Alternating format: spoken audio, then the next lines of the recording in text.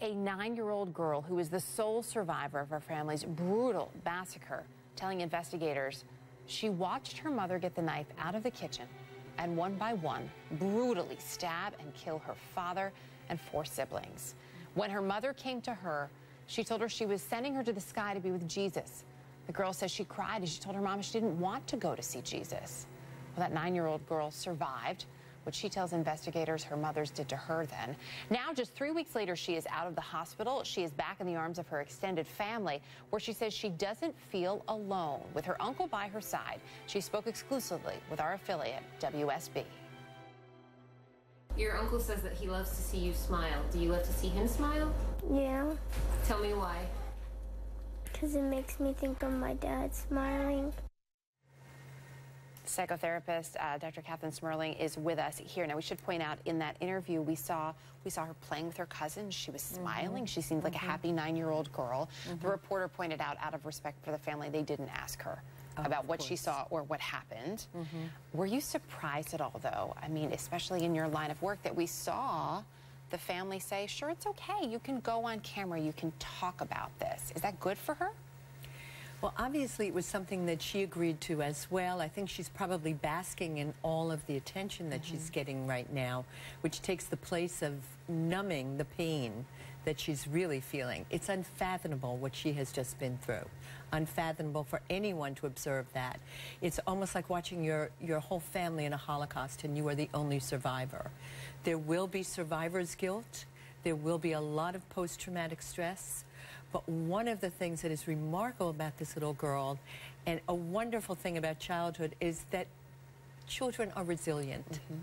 And she looks as though she has been supported in a very concrete and very emotional way. All of the bracelets on her arm, that's a concrete example of the support that she's feeling, not only of family, but of community. So those bracelets, for people who may not have noticed them, we're told that some of the staff in the hospital gave them to her. But she has bracelets with, and the police, bracelets with the names of her family members that she lost, also one with the name of her mother. Right. She is with her uncle, who's now her guardian. He says she's going to begin therapy.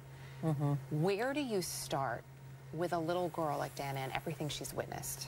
I think that you start, first of all, by rebuilding the sense of trust.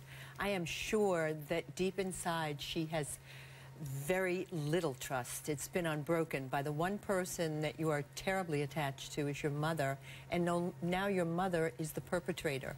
Your mother is the one who has killed everyone in your family and the one who has spared you, although I understand she did have many wounds.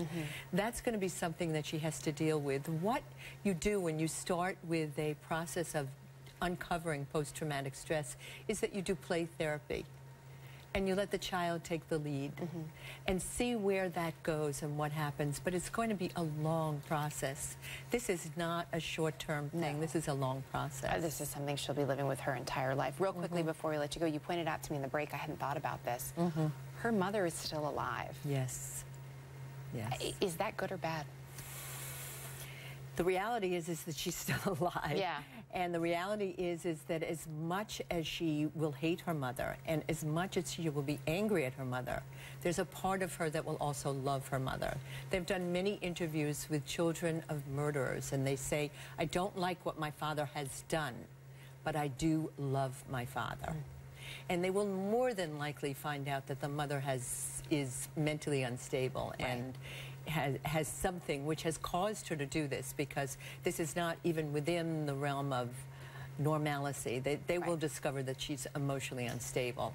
And that's how one forgives someone like that, by learning what she has and why she did it, because I don't believe in my heart that she meant to do this. Kathryn Smerling, great to have you with us today. Really appreciate it. Thank you. It's a pleasure being here. Thank you.